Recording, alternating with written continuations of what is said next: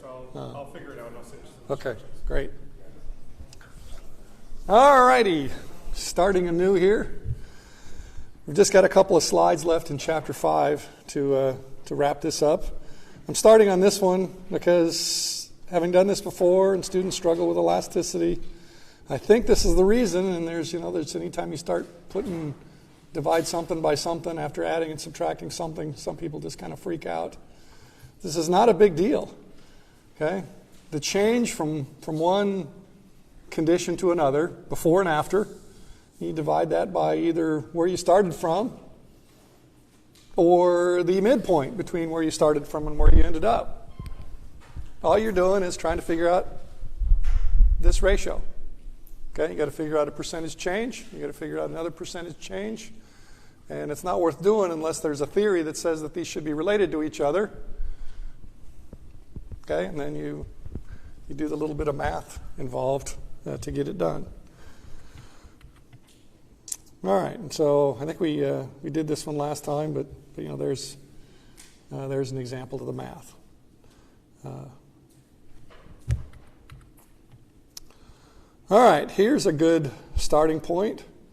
You read about the slave redemption example in the book. You probably read about the gun buyback program in the book. And you may be, you're looking at this slide having read that, and you think, wait a minute, more people in bondage as a result of buying folks' freedom? More guns in circulation? Well, what this slide doesn't say is that there's a long-run thing going on here that we've discussed. Okay? So the graphs in the book show that you may not get much reduction in those in bondage, or you may not get any reduction in the number of guns on street because they will come in from outside. But why might there actually be a long-run negative effect, something counter to the wishes of the people who create these programs? We'll consider, for example, the slave redemption thing, where they talked about the effect depends on how much the price is driven up, and therefore by how much the slave redeemers are in competition with the enslavers, or the people that actually want to buy slaves and have slaves. And then they said, in the long run, it looked like the prices didn't change much, and they even went down a little bit. What happened there? Well, you see, what happens in the short run is that the slave redemption program drives up the price of grabbing people and enslaving them. Okay, and so more of them, at least, are initially enslaved. Okay, and then the slave redeemers come out and buy the freedom of a bunch of them, and then in the graphs that they show, there was a net decrease in the number of people in bondage as a result of the payments. However, what they didn't get into, and the red more there gets into, is because of the short-run increase in the price, more people get into the business of capturing people and enslaving them. Now, market entry, because the higher short-run price drove up the profitability of being in the enslavement business. Okay, so ultimately, in the long run, by driving up the price in the short run, you could get more people into the enslaving business and thus end up with more people put in bondage in the first place, which happens in the short run too, as a result of slave redemption, and more people staying in bondage in the long run than if the program had never existed. By the way, both of these are good lessons in if you want to do good, you better have a little bit of economics in the back of your brain at the very least, or you could end up with the best of intentions, producing exactly the opposite result of the one that you intend. You've heard the old phrase about the path to where is paved with good intentions, right? There have been many people around that have had golden hearts and gone out with that crusading zeal, and then did exactly the opposite of what they intended to do, because they hadn't thought through the economics involved, including, in this case, the price elasticity of supply. Both in the short run and in the long run, like in the slave redemption program, if the price elasticity of supply is not huge, a whole lot more people will be captured in the first place. Okay, so at least at some point enslaved at least a little bit, put in bondage is the book's term. And then after some of them have been redeemed by the redemption program, there's only a slight net decrease in the total number that stay enslaved. And then in the long run, depending on the profitability and market entry effect, there may be even more people enslaved than there would have been had had the Mr. Williams with the best of intentions gotten into that program to try to do good. His intentions were very, very noble, but his effects may have not been so noble. Questions, comments, thoughts? Remember, that is why we are here. Discussion, hopefully. Gun buyback program, same kind of a deal. If a city has a gun buyback program, well, guns can come in from other places. Places around that city will say, oh, or people that own guns that are near that city, oh, I've been wondering what to do with this clunker old gun. Well, now it has a value in San Francisco or in Reno, Nevada or whatever. The locals will pay me for it. So there it goes. So they spend all these taxpayer dollars on guns that weren't even on their streets. Now you could say, well, they did some good. They got the guns off of somebody's streets, maybe not their own. Yeah, but the supply is so elastic that probably didn't amount to a whole lot. And then you have to do a marginal analysis thing and say, was it worth taxing the local people to get the guns off the streets, mostly in other places? That's a tough call. Okay. All right, so here's a case of short run versus long run. If somebody invents a wonderful new product, they probably don't have any production capacity at all beyond to make a little bit for the experiments that they've been running. Suddenly a huge increase in demand. What will they rationally do because they're in business to make money? Well, they'll jack up the price big time. Yes, that's price gouging or whatever. It's greed. No, what it does is facilitate their ability to create the capacity to produce increased chips in the long run. And the people who want it really bad, want it right now, right away, yeah, they pay. If you can wait, then you wait and you get the chip at a much lower price because the supply is much more elastic in the long run than in the short run. Get used to using the jargon, by the way. You're not going to use that jargon widely in whatever business you go into because then people their eyes go glaze of calam. What is he talking about? But you need to get used to using it now because that's what will make you remember it. That's what will make you succeed on your exams. Okay? Immerse yourself in the language a little bit so that you don't have a fit or kind of turn into a popsicle during the exam because you haven't used the words enough. I see some people smiling. Yeah, you do turn into a popsicle during an exam. It happens. You just kind of, a couple of times you read a question, you don't know what some of the terms mean. You just kind of freeze up. Or you kind of get bummed because you're kind of on a negative roll, and that just kind of cascades. So you don't want to do that. Okay, and then housing. Manhattan, that's part of New York City. Clearly a much bigger market than Des Moines, Iowa. So an increase in demand will not, of the same size, will not increase price by nearly as much in Manhattan as it will in Des Moines, Iowa. Cross-price elasticity of demand. Do recall that I asked you to read the 2-page appendix, the first appendix to your Chapter 5. That's where this has gone over. This is an interesting concept. This is the kind of thing that most of you being business majors need to remember, need to think about, because you need to constantly be aware of opportunities and threats that come from other markets. Okay? So if you have a business, you need to keep track of what are the substitutes and complements for the products that you make. And then the elasticity says, well, how close are the consumption complements and substitutes? And so that's where the cross-price elasticity of demand comes in. It gives you a measure of how sensitive your sales will be to the price of another product. Yeah, something you better take account of to maximize the survivability of your business. I say survivability. Look up the stats sometime. In fact, just for grins, if you ever find an old phone book, what's that? Well, there's still phone books. Anyway, if you find an old phone book, if you can find it, that won't be that hard. Might be harder to find a current one. But see how many businesses that were in the old phone book you can still find in the newer one. A lot of churn going on out there. A lot of businesses, not all of them fail and go bankrupt, but a lot of them they just didn't have their ducks in a row. They just didn't understand some of these basic concepts. They made silly, easily avoidable mistakes by being ignorant of basic concepts. Okay, so don't you be in that category.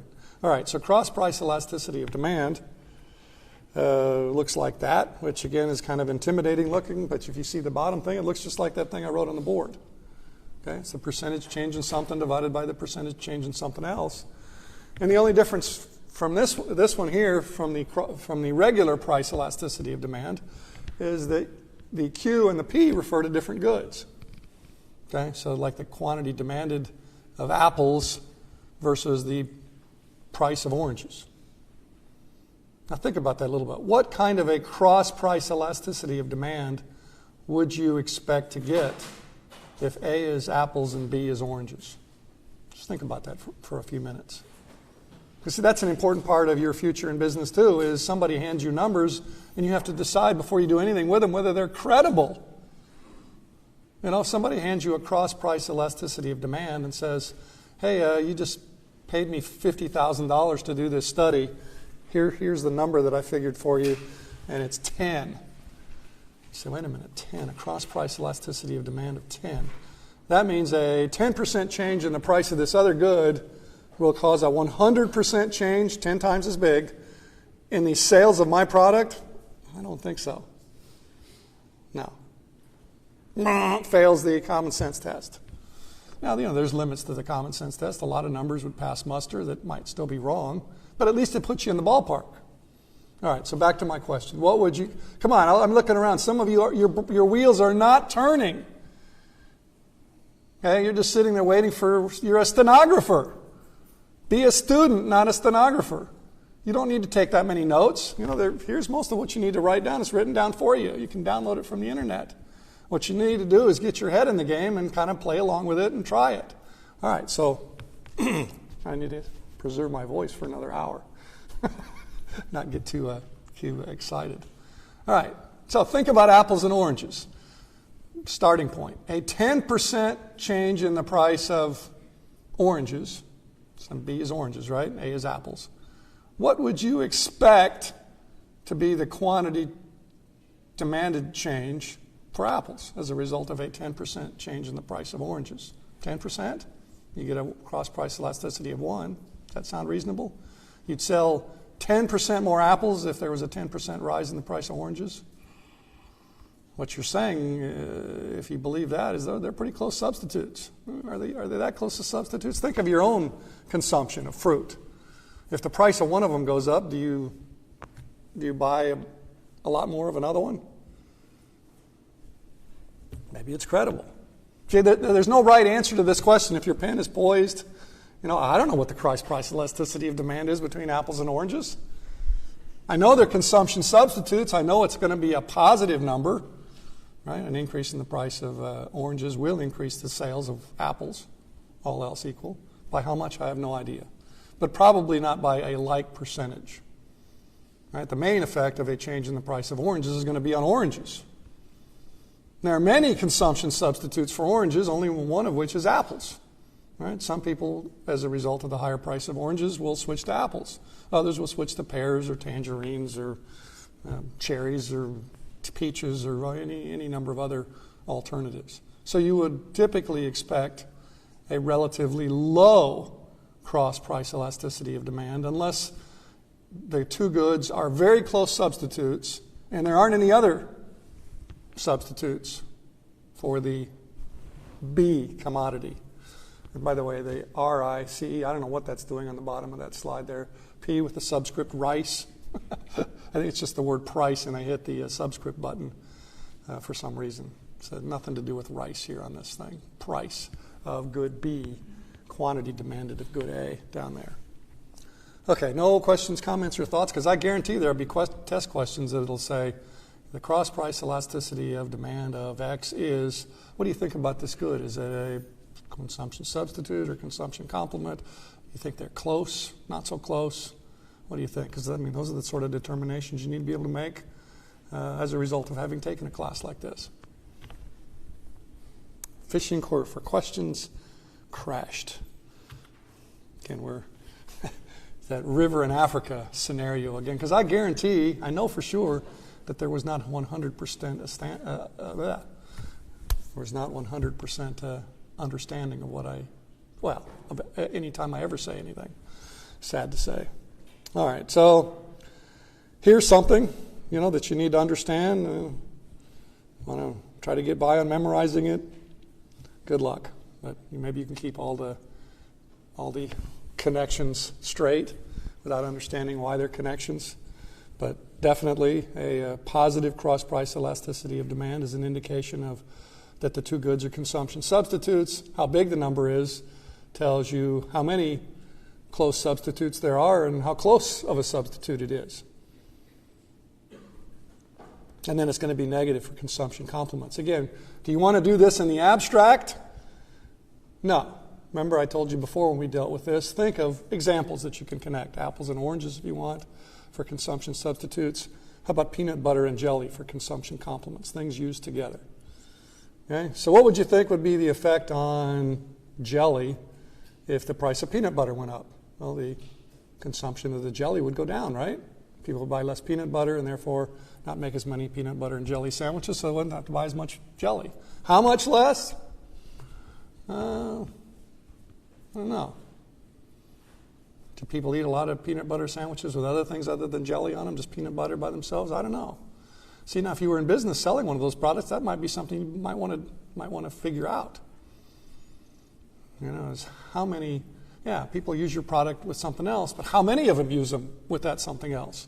How important is that something else to the sales of your good? All right, so again, you probably expect a number somewhat lower than 1, negative 1, less than 1 in absolute value, negative, for consumption complements. But if they're really tightly connected, conceivably you could get a larger one. All right, and then the other the other elasticity that's on that little 2-page appendix. Yes?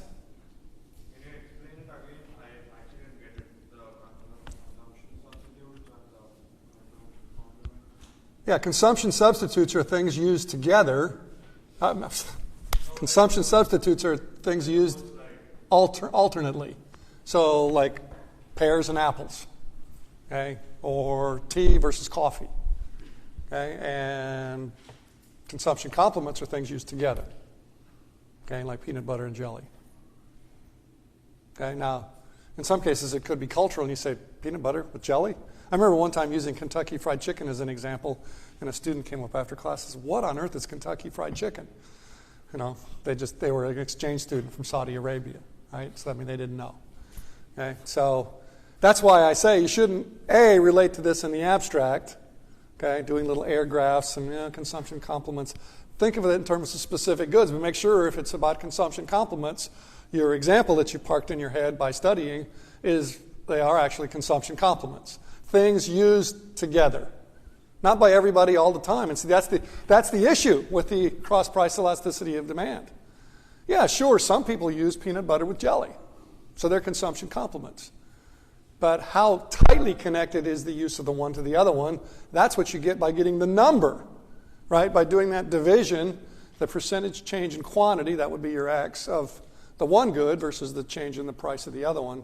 They would move in opposite directions for a consumption complement, right? If peanut butter goes up in price, sales of jelly go down. Okay, now, I don't know if that's what you needed clarified. Thumbs up or down or, good, okay. Remember the thumbs up or down thing is good. And down is not an insult. Down means just keep trying. That's all it is. So it hasn't worked yet. Hasn't gotten done yet. Okay, good. I'll move right on. Appreciate the questions. Okay, so the income elasticity is the other item that's on your appendix 1 of chapter 5, the other elasticity in that 2 pages.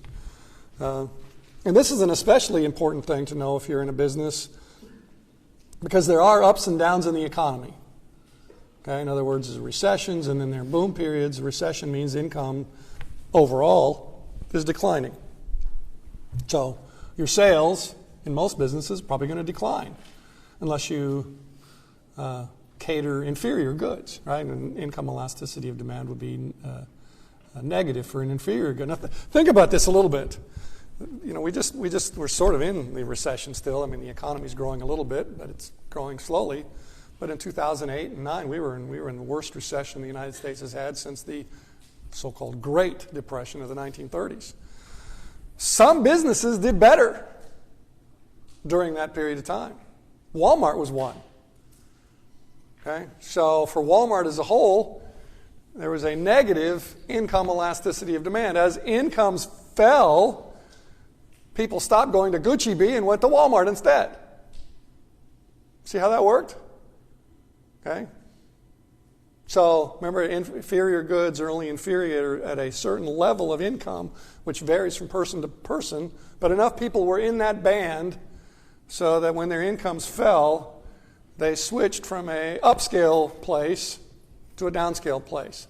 Now, so I know that to be a fact because I guess I was looking up some stuff about Walmart. But I suspect the same thing to be true for fast food restaurants. Not all of them necessarily. But as a group, I bet their sales went up during the so-called Great Recession of 2008 and 9. Why? Because people would switch away from the fancy restaurants that charged more and say, I'd like to go out to eat, but the income's down, I don't have the money for that. And so then they'd switch to, we'll just go to McDonald's instead, or Burger King, or Taco Cabana, or something like that. Okay? So, see, this is well worth knowing. Negative income elasticity of demand can pertain to a specific good, but it can also pertain in an abstract sense to an entire business or class of businesses. Now, most of the time the income elasticity of demand is positive, and then the issue is how large positive it is.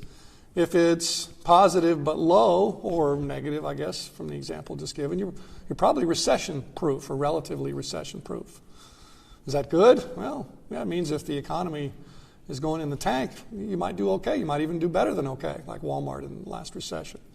Okay, so a low income elasticity of demand is an indication of an industry that's probably going to do okay in an economic downturn.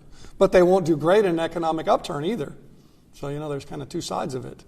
If you have a business with an income elasticity of demand that's high, 2 or 3 or something, that means if the economy goes into a boom phase, boy, are you going to do well. You better hire some extra people. You better have some construction going to expand your plant facility to take advantage of the imminent increase in demand. Right? You better be ready, and you better be looking at forecasts of economic activity, and you better be deciding who you can trust for a good forecast of economic activity so you can be ready for big sales jumps when the economy is trending upward. And then the flip side, don't be hiring a bunch of people if the forecast is for kind of or economic downturn as a whole, because your business is going to drop off big time, and you don't want to be stuck with all those people you got to fire. Have to train them first, right? That's expensive, and then got to turn right around and let them go. That's not only mean to hire a bunch of people and then fire them again, but it gets you in trouble with the government and increases how much money you have to pay to unemployment insurance and all of that. So, all right, keep abreast of that for the business that you're in, and behave accordingly. Again, the math of it is, nothing to get intimidated about. There it is. It's just finding those 2 percentage changes. Q sub D is on the numerator, as it almost always is in what we've looked at other than Q sub S. And then now the cause, the X, is the change in income. It could be the income level of a place, big place, little place, or just a set of people that maybe are particularly good customers of your business. Okay? So like I said, it's easy to be a student, not a stenographer. Here it is, what I just said in general about what the income elasticity of demand means. You didn't need to write it down when I said it. There it is. But you did need to think about it, because otherwise if you just read that, you just say, well, okay, cool. Might not understand what any of it meant. Still not. I understand that happens, and that's why we have study, right? And having to really scrutinize things and stare at them and think about them a lot.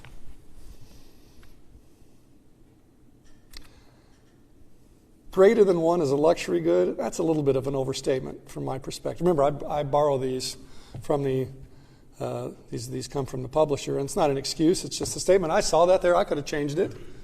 I'll just toss that out to the class just to show that us economists don't agree on everything. Okay? Yeah, that's your business that's very recession sensitive, right? And elasticity bigger than 1 means recession and boom sensitive. Does it mean luxury? At some point, I suppose. Does it start at 1? I don't think so. Again, what does a 1 mean? It means that if there's a 10% change in income, there'll be a 10% change in the quantity purchased. It means that you buy it in proportion to how much money you have to spend. Is that going to be true for necessities? No, you probably buy those. You take care of that with whatever income you have, and then if you have increased income, well, you've already taken care of your necessities. You spend it on other things.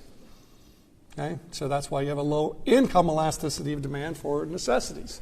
Is that they're necessary, and so you're not going to buy a bunch more of them just because you have more money to spend. Yes. When we're answering questions, how would we know then if it's a luxury good or not? If you say it's not necessarily greater than 1. The short answer to that is I better be careful which questions I pick and how I word them. So, but I do fall off the wagon sometimes, and the Supreme Court is living proof that things need interpretation, because that's what they do, right? They say, here's what the Constitution means. So there often might be overstating, there are sometimes cases of where two minds can read the same thing and draw different conclusions from it.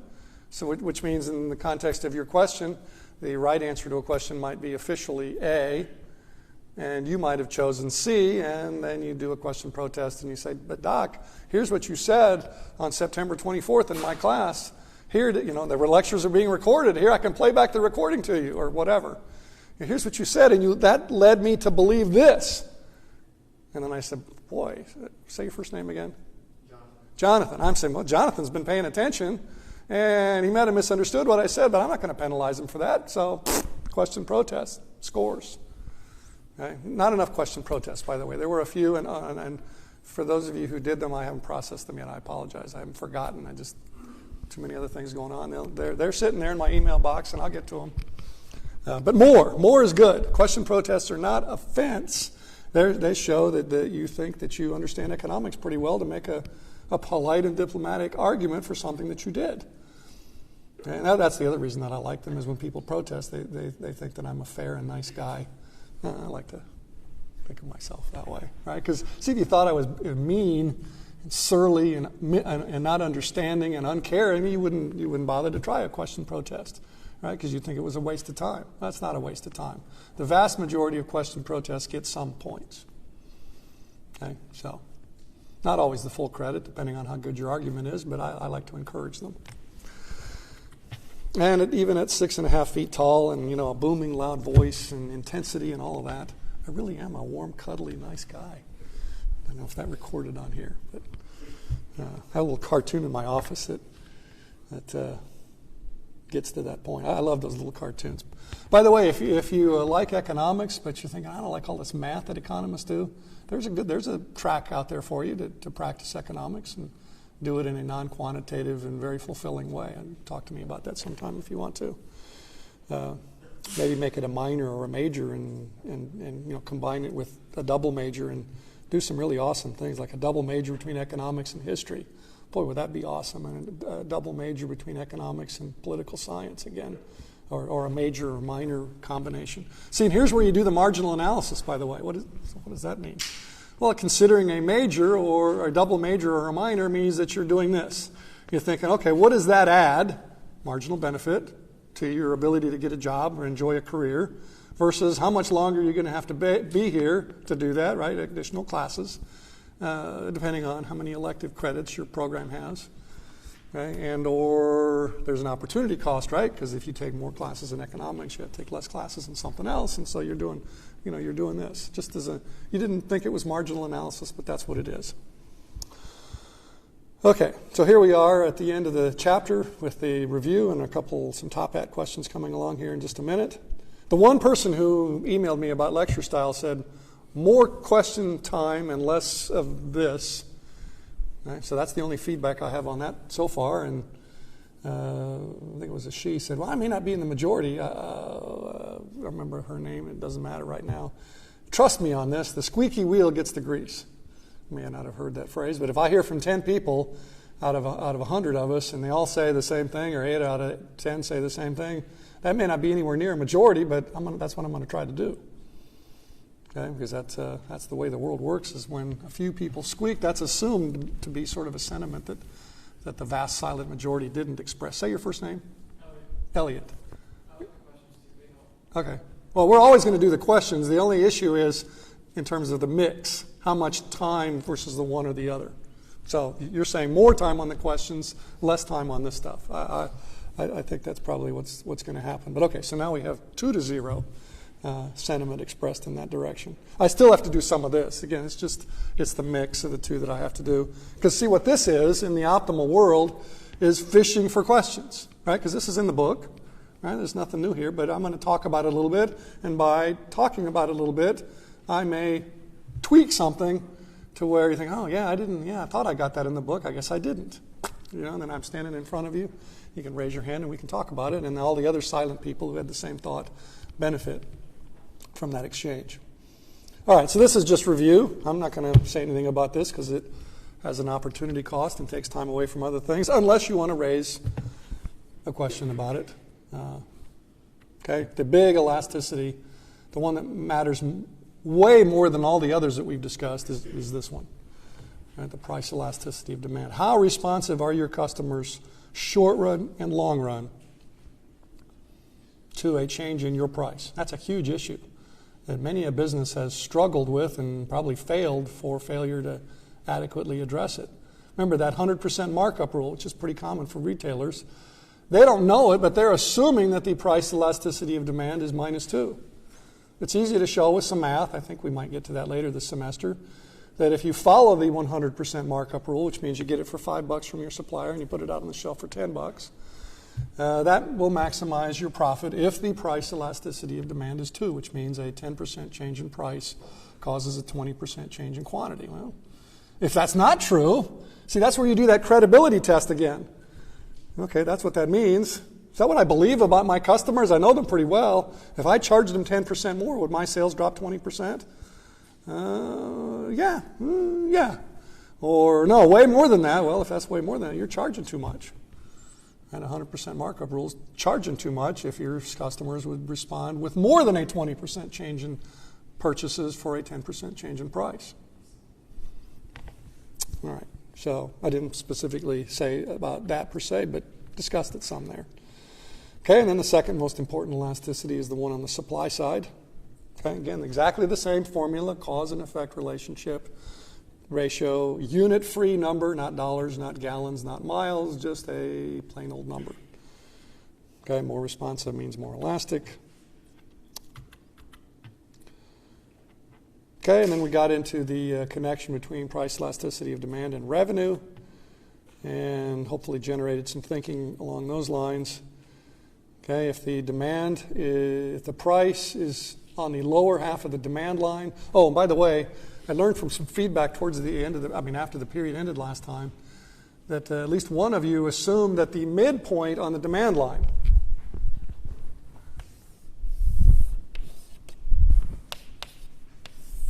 okay, the one right here in the middle, was somehow in equilibrium. One of those I thought you meant, and of course I didn't have any idea how you thought I meant that, but it doesn't matter because someone or ones did. And no, there's nothing on this particular graph or discussion about an equilibrium, although the question came up in the context of those top hat questions where I said, suppose there's an increase in supply, and as a result, okay, increase in supply, which shifts that way. And so as a result, there's a change in the quantity, and one of the examples was from 100 to 108. So, yeah, what I am saying is that if the demand is inelastic, that the action, the shifting, is occurring on the lower half of the demand line, because that's where you'll get elasticities of less than 1. Okay, the upper half here.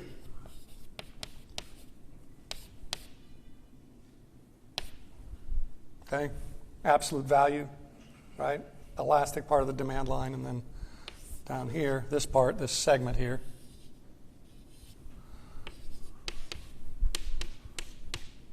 Oops.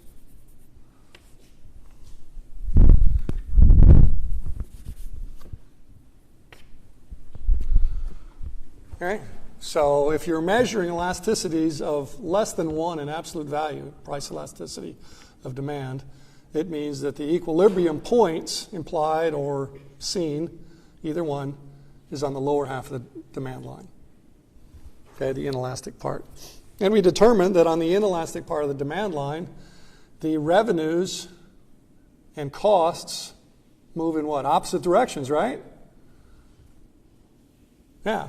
If you raise your price, so make sure you think this through. If you raise your price on the inelastic part of your demand line, you raise your price, okay, inelastic, what does that mean? Okay, that means there's not going to be much of a drop in sales. Okay, that's what inelastic means. So if you raise your price and you don't sell much less, your revenues are going to be up. But because you did sell a little bit less, your costs are going to be down. Okay, not something to memorize, something that's common sense once you work with it a little bit and okay, yeah, duh. Okay, so that's kind of a no-brainer, huh? Raise your revenues and lower your costs. Yeah, you're in business, that's something you work every day to try to do one or the other of those two things. Okay, the other way, the other possibility is you're on the inelastic part of the demand line and you think for a moment, before you think I was insane and you don't do it, you think for a moment, maybe I should lower my price. That's something in business you're always thinking every day, is my price right, higher or lower? Okay, you lower your price starting from the inelastic part of your demand line. That means your revenues are going to go down. And your costs are going to go up. That's why I said only for a second. Then you say, I'm crazy, and don't do that. All right, again, inelastic means if you lower your price, you won't sell that many more. Well, it means you're not going to take as much money as you did at the higher price. And you'll be selling a little bit more, so you have to make those products. And that'll increase your costs. Revenues down, costs up. No brainer, don't do that. Back away, undo, reboot, all of those terms. Beam me up, Scotty, whatever. Don't recommend that to your boss. He'll wonder, wait a minute, where's his degree from? You see, that'll make us all look bad. No, raise inelastic demand, lower your prices. No, don't do that. And again, we're thinking a single product. Okay? If you do make that recommendation, you say, but boss, I'm not insane, I'm okay. Here's why. Yes, we'll lose money on this good, but that'll get people in the store, and then they'll buy all these other products, and that'll more than make up for it. My employee's got a brain. He or she is thinking. They're doing this. Right? They're thinking big picture. Yeah. Make sure we keep that person, give him a raise or her a raise. Yes? Would you mind explaining to me exactly what you mean by less than or greater than 1? Your graph that you drew on? The price elasticity of demand is a negative number. But what we care about is how big it is in absolute value. Okay? So up here, it's a big negative number. For all the points above this midpoint, you get a big negative number, bigger in absolute value than -1, like -2, -3, -4, -5. Okay? What we care about isn't the minus, because that's just obvious. It's going to be minus. Price goes up, quantity goes down. Right? They're opposite related. So this just says on the upper half of the demand line, we have elastic demand, which means that the elasticity is larger than 1, ignoring the sign, ignoring the minus sign. If the price elasticity of demand is larger than 1, we say that means the demand is price elastic, very responsive to changes in price. In layman terms, what would that mean exactly? That we're selling more? That means that okay, all right. So there we go, got that one. If we're on the upper half of the demand line in our equilibrium, okay, which means the demand is going to be relatively price responsive, revenues and costs will move in the same direction, which is why we really need to have our head screwed on straight and have a lot of information to work with if we can, because it means if we lower our price, demand elastic means we're going to sell a lot more. But it means our costs are going to go up too. Okay? All right, so we've got to look at, did our revenues go up more than our costs? If so, yeah, lower the price. Well, our revenues went up, but our costs went up even more. Don't do that. Right? Revenues and costs move in the same direction if you're on the upper half of the line. Okay, if your S and D are intersecting on the upper half of the demand line, and the supply moves a little bit, which changes the price, the equilibrium price, the revenues and costs for the businesses that make the product are going to move in the same direction. And then the question is, was it a good thing or a bad thing? Depends on which one moved the most. Okay, if the revenues go up, that's okay, but if the costs move up more, that's not okay. At some point they will, right? Because see, if you keep lowering your price, you're going to get to less and less elastic demand. Eventually you get to that midpoint, okay, where your revenue doesn't go up anymore at all. And your costs are going to keep going up, though, aren't they? As long as quantity goes up, your costs are going to keep going up. Your revenues may not, because they're price times quantity. They're related in the opposite way. Price times quantity is your revenue. Okay? So there's a lot of things to sort out here, right? So memorization is not going to work. Would you mind telling me another example of an actual scenario, I guess?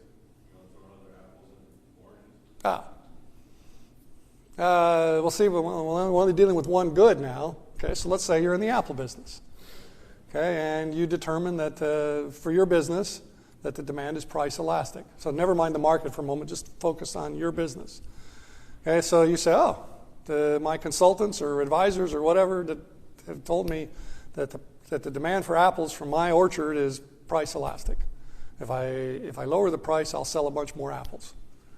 Okay, so you say, well, that sounds good. Oh, wait a minute, hold it. I got to sell a bunch more. I got to come up with the apples, right, to meet that additional demand if I lower the price.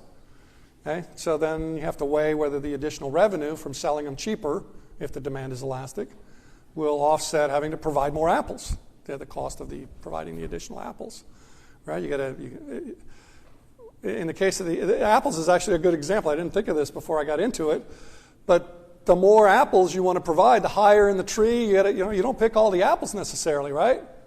So that's why the supply line slopes upward. Each additional apple costs more and more to get out of that tree. Now, ultimately, the trees have no more apples in them, but up to a certain point, if the price is low, you only pick the low-hanging apples.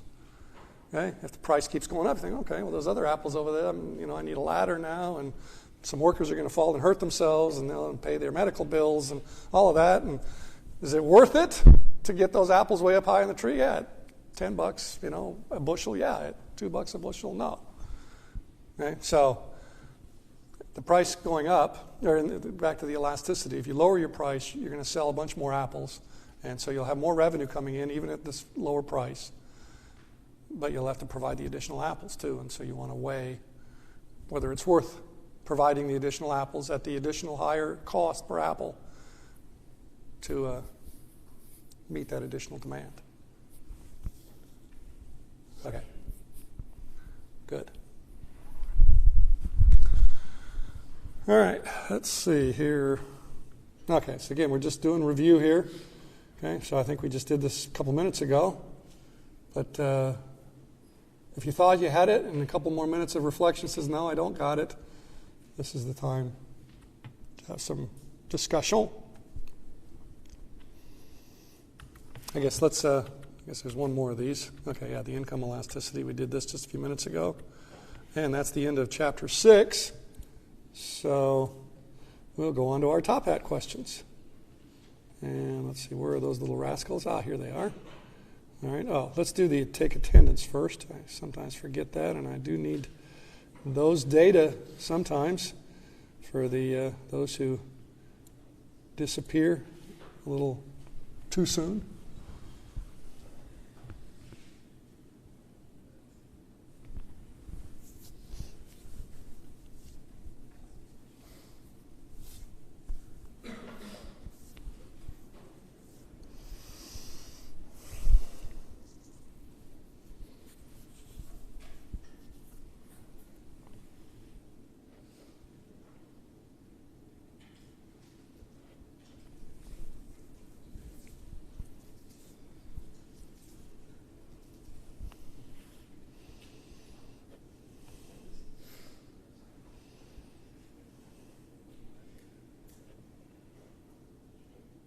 All right, I think we're done there. All right, let's move down here to our first question of the day.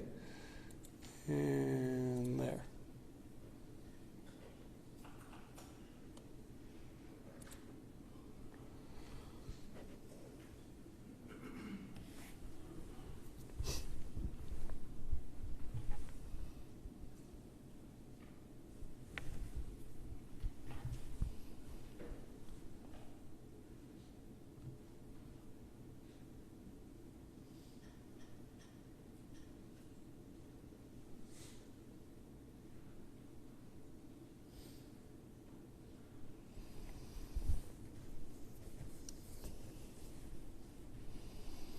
And if I forget, remind me to drop these all in your top hat box before we finish today.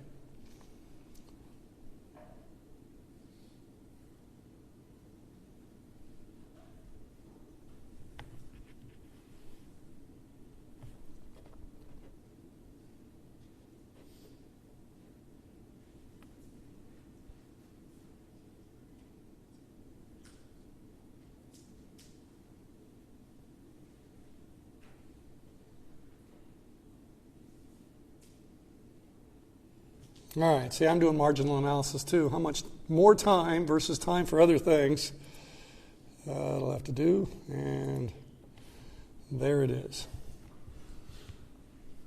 See, now you can get lost in the jargon, or you can try to kind of wade through it with some intuition and common sense. Is it easier to get guns into the U.S. than it is to get them from one city to another within the U.S.? Okay, so I mean that's kind of what answer B gets at. Yeah, it'd be a lot harder to increase the supply of guns to the United States than it would be to any given city, because cities, you just drive from one city to the next. There's no searches en route, nobody to stop you to check, but there is at the border to the United States. Bring things in. All right, let's see what we have there. Okay, majority picked B. Would any of those who the local price elasticity of demand is very high? No, it doesn't mean that, but anybody want to talk about why they thought that was the right answer? Maybe there was something I didn't think of why creating this as the wrong answer, that it really does make some sense. Maybe you want to do that. Remember, this part of this is to get bad notions out of your system. So if it's still there and you think, wait a minute, why isn't that right? Maybe we should have a discussion. Nope. Okay, and same for those other two that fewer people picked.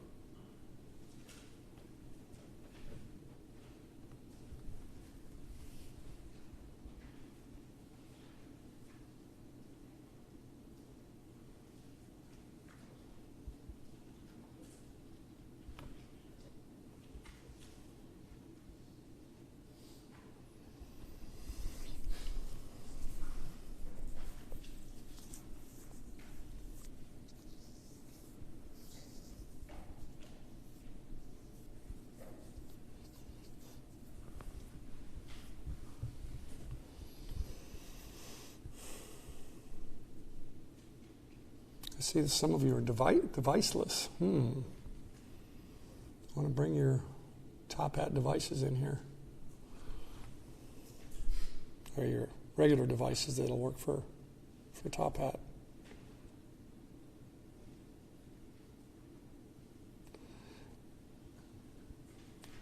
You know, it's interesting that the student diversity, you can walk around in the student parking and there'll be some people with a Lexus parked there, or a BMW, and then when it comes to doing a class, some people will miss the test because they hadn't purchased their launch pad yet, or they won't be doing the top hat because of the $24.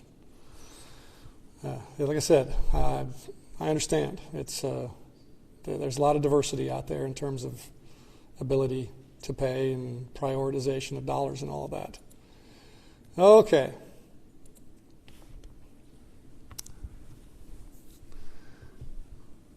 Three of the possible answers, A, C, and D, they don't have anything to do at all with price elasticity of supply. Inferior good, that has to do with income elasticity of demand. And consumption substitutes and production complements, if they have anything to do with an elasticity, has to do with a cross-price elasticity. Okay, antique furniture, why is the elasticity low for that? Because you can't make any more of it. Why isn't the line vertical, the supply line vertical? It's not vertical because a supply line is about the amount offered for sale. Okay? It is not about the amount in existence. Right? Supply line looks like this for antique furniture in existence, but that's not what a market supply line is. It's the amount offered for sale. So the higher the price, the more people will dust it out of their attic and even take it out of their living room and offer it for sale. Okay, but it's still going to be a low price elasticity because you can't make any more of it. It's just dependent on the existing amount that's sitting in somebody's home or warehouse or business someplace. Let's see how it looks from the perspective. Ooh. Okay. Got some work to do here. I'm clueless on what to say that I haven't already said. Again, that's just me. I thought there were other angles. So what does that mean? I need feedback here. What do we need to talk about to straighten out why the least popular answer was the right one? Did I already do that by the explanation? Maybe I did. If I didn't, please raise your hand so we can have some more discussion. That's the reason for the $24. I don't need Top Hat to do the PowerPoints. I can do that without them. And I need it for this. So that's what you're paying for, is the opportunity to signal to me that there's something amiss.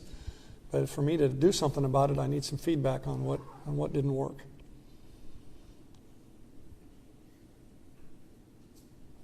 No?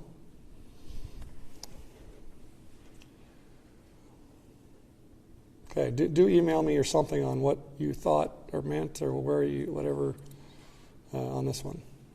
Post it online, something, when you think of it later. Remember, like on that last one, if you raise your hand and said something, you're in good company. It's not like you're the sole dummy. No, you're not a dummy at all. In fact, the person who raises his hand demanding clarification is the smartest person in the room. But especially on that last one, hey, almost everybody missed it. Not like other people, oh, why didn't he understand it? Or why didn't she? Well, I didn't understand it either.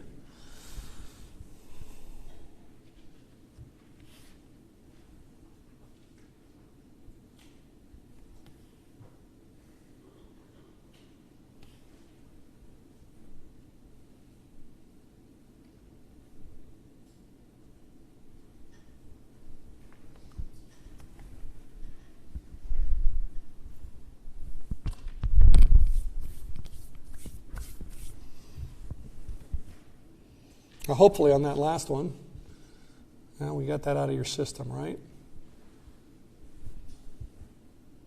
Got that source of error. And see, that's what you need to think about, too, on each one of these. If you miss it, if you gave it your best shot and you missed it, kind of trace back on why. Try to understand why, and that will improve your preparation, thinking, practices, what you need, not just for this class, all classes. Okay, stopped. We'll stop there. All right, so the way to deal with this question was first to ignore the low. Start by ignoring that initially.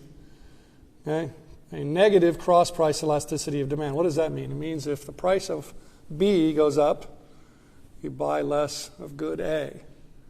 Now, what does that mean? More money for one, you buy less of something that's connected to it. You use them together, right? Because the higher price of B is going to make you use less B. And if B and A are used together, then it makes you use less A too. And so here, I'm doing the abstract thing. You're saying, no, Doc, don't do that. Something specific. Well, what was our example a few minutes ago? Consumption complements. Peanut butter and jelly. Okay? So negative, yeah. The price of peanut butter goes up, jelly goes down. So one up, one down means negative. Okay, and then now you can deal with the low, the word low there. Oh, it's negative, but it's a really small negative number. Oh, that means that these goods are not used together very much. They're used together enough to register. Right? It's not a zero. but not used together very much. And the increase in the price of B, the peanut butter, doesn't affect the jelly very much, because peanut butter is mostly not used with jelly, would be what that's saying. Which might be a reason for you to say, I don't think that number's right. Go back to the drawing board and figure that one out again. I mean, it's got to be in the range of where intuition says, yeah, I think that's about right. See, and then you learn more if somebody says, yeah, I think that might not sound right, but here's why. And then they show how smart they are, explaining to you why something that's not counterintuitive is really true. And now you've really provided a service. Because somebody was thinking that something was related in a different way than it actually is, and you just pointed out to them that they were about to make a mistake. Thank you very much. Thank you. Appreciate you thinking there. I'm glad we have you on the payroll. Okay, so reports on this one. Still some work that needs to be done. Let's see, production complements. Let's go back to the question there. I picked production complements. What's a production complement? An example of that. Beef and leather. Okay? But that's a price elasticity of supply between beef and leather. See, if the price of beef goes up, the quantity supplied of leather, goes up? Oops, that's a positive number. Yeah. Yeah, at the market price, yeah. More beef will be supplied, therefore more leather will be supplied. So it fails both the supply versus demand, choice C does, and it's a positive number, not a negative one. Right? A cross-price elasticity for production complements is a cross-price elasticity of supply, and I believe it's positive. Right? An increase in the price of one means an increase in the supply of the other one. Right? Where production substitute, what does that mean? That's like two things a farmer could grow. An increase in the price of the one will decrease the amount of land used to grow the other one. Less supply. Negative number, right? An increase in the price of the one, less supply of the other one. And so you see there, cross-price elasticity of demand and supply have opposite signs for complements and substitutes. Can you keep all that straight in your head without knowing the economics about it? I doubt it. That's my point. Don't try. Did I send that Bob Newhart video? I should send that out. Does anybody know what I'm talking about? Stop it! Bob Newhart style. Anyway, I'll send it out. It's a classic. But anyway, the memorization of what you don't understand fails at its most important task, which is to develop your intellect. And I think it'll fail at the other assumed benefit, namely to get a question right in an exam. So as Bob Newhart says in the video that I'll send you, stop it! It's a fun video. Serious academics with a sense of humor. That's what we're about here. The fun never ends unless you let it. That's important too. All right. Moving right along here. Again, do remind me to click all these into your box when you're done with them. Okay, so here's the next one up.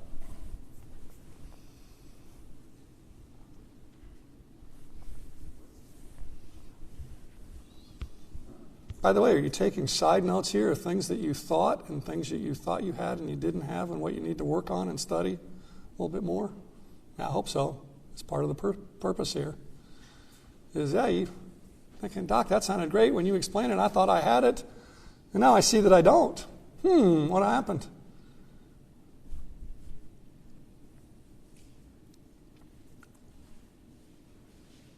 Take some side notes on what you need to work on. On the I thought you meant that you need to get out of your head. And what you need to think about that you might need further clarification later on. All righty. Close enough. All right. Bingo. It's all of those. Okay. What's the number one determinant of price elasticity of demand? Closeness and availability of substitutes. Bingo, that nails A. Okay, and they're very closely related, which means the price of one will affect consumption of the other one. There's B. High cross-price elasticity of demand. B in competition, well, I think so. Right, if one can be used instead of the other one, in effect, you're in competition with the sellers of the other product. Right? Because if you produce poor quality or high price, they'll switch to the other one. And it's going to be hard to tax either one of them by themselves, because what happens? You put the tax on it, people won't pay the tax. Why? They'll switch to the other one. And what does locally mean? It means if you put the tax on it, they'll buy it someplace else because, right, buying it in the town a couple miles over is a very close substitute for what's on the shelf in your town. See how we did.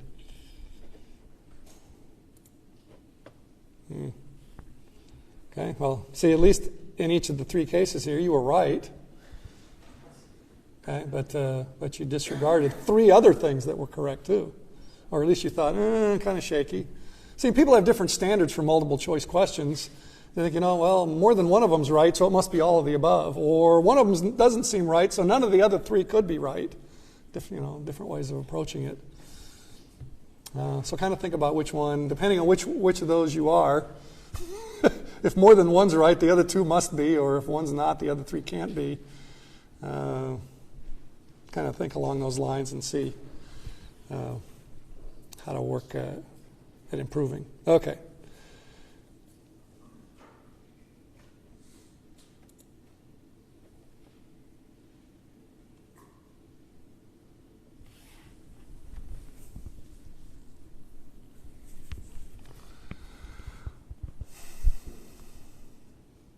I've often wanted to do an experiment, namely have exactly the same test, but just have one more wrong answer on each question, instead of A through D or E through F, just to see how much difference that would make on the test.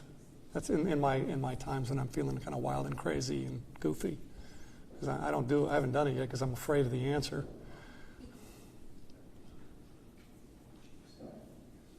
See, that's one of the reasons that I have that policy that I have for the homework about no feedback until after the due date, because otherwise people will just take a flying leap on the first, not everybody will, on the first one say, oh, okay, well, I got that many right on just minimal effort.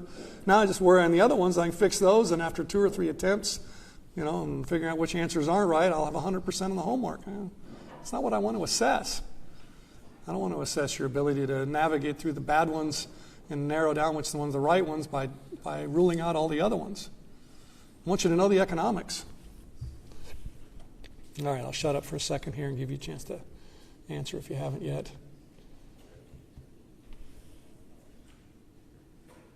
We talked about this a few minutes ago. All right, good enough.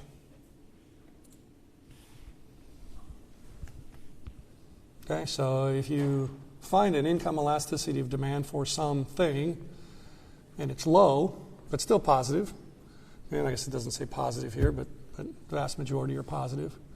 And you can think of negative as really, really low, right? It's lower than a positive, it's negative. Indeed, a low income elasticity of demand means there's not much sensitivity of your sales to the income level out there. Okay? So a recession means a decline in overall levels of income, and so low price demand income elasticity says there won't be much hit on your sales as a result of that.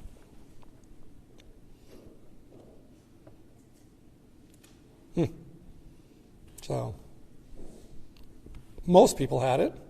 I don't know, does this, I'm asking, not telling, does this reflect on note-taking?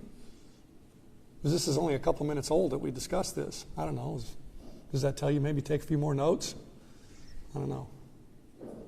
Or if you didn't understand it a few minutes ago, maybe you should have said something. I wish you would, because then I would figure out how better to present it. Improve these numbers. That's why I'm kind of I want to click this button. I don't want to know. I don't want to know how ineffective I am. Well, I don't know whether that's exactly what that means. It's some of what it means. I want to be more effective.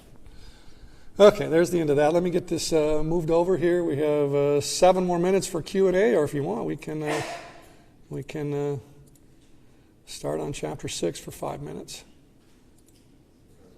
Yes. Sure. This one right here? The last one? Yeah, that one. Can you explain why low price elasticity of demand. Why it's not. It's hard to explain a negative, so I just threw that on there as one elasticity. I couldn't think of any reason why it would. Okay, how are price elasticity of demand related to a recession? See, there's no. Demand will change at the same price, even though you have less money. Maybe that's what I was assuming. Okay, it's true. If the demand shifts to the left, the price elasticity, which will happen in a recession because of reduced income, the price elasticity of demand will be lower at the same price than it was before. Last time we went over the opposite, namely if demand increases because of increased income, the elasticity will be, it's backwards. If the demand shifts to the left, say this is why I'm winging it now. If demand shifts to the left in a recession, that's connection to the recession, the price elasticity of demand will be increased at the same price, okay, with a shift in the demand to the left. Okay, the price elasticity of demand will be increased. So which one was it you picked? E, low price elasticity of demand. You might make a case for a high price elasticity of demand. People will be more sensitive to prices in a recession, right, than they are not. Okay, but let me. I don't want to get into chapter 6, so let's just recapitulate that thing about last time. Okay, I think it was a thing about clothing sales or something. That was the starting point, 25% increase in price. And let's just go ahead and do that to get some insight on it. Okay, so if there's an increase in income and it's a normal good, you get that.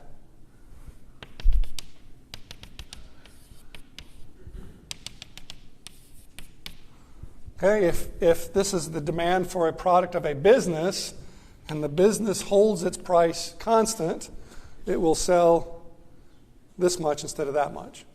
Okay, now if we look over at our generic formula over there, and let's rather than do that, let's just translate it into the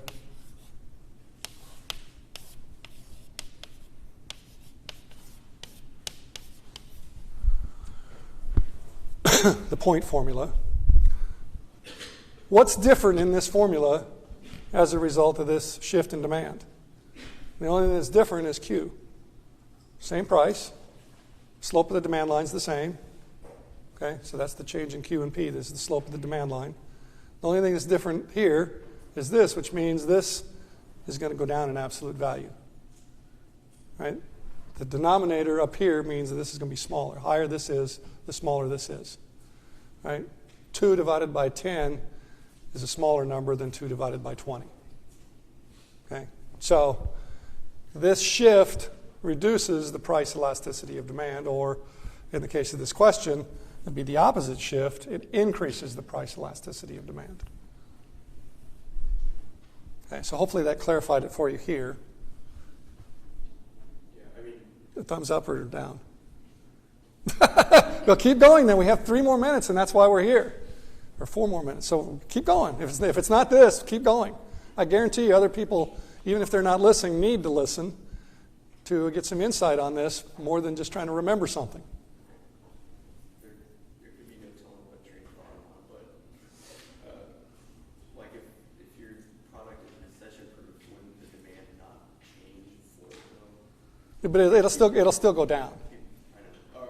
Okay, it'll go down. Yeah, see, That's where I got it's the shift in demand. That's what the income elasticity tells you. How much will the demand shift to the left as a result of the recession? That's what's going on. See, that's why I teach. The light goes on. Hallelujah. Right? That's why people take lower salaries for teaching than other things they could be doing, because they get a hit off of that reaction. Cool. Question here? Can you explain the example of Walmart? Can you explain the example of Walmart that you gave earlier? Yeah. Does that explain why you picked one of the ones that you did, or just are you saying that agrees with my answer? Oh, okay. All right, I thought for a minute you were saying, doesn't that mean that C could be? No. Oh, okay. Yeah, the Walmart example was about this. Yeah. Question. Would high income elasticity Say what? Would the answer high income elasticity of demand be for a luxury good? Yeah, that means you're the opposite of recession proof, means you're recession vulnerable. I'm asking if the question was asking about a luxury. Yeah. Would that be the correct answer? Yeah, that's right. Yeah, if I were to pull this question out and say, this is a good subject to class discussion, I should ask this again on the homework or the exam, but I wanted it to not be one you could memorize the answer for, I would just change a little something like, let's see, which of the following elasticities might be include that a one-product business is very recession vulnerable? See, and then the answer is what you just gave. A high income elasticity of demand would then be the answer.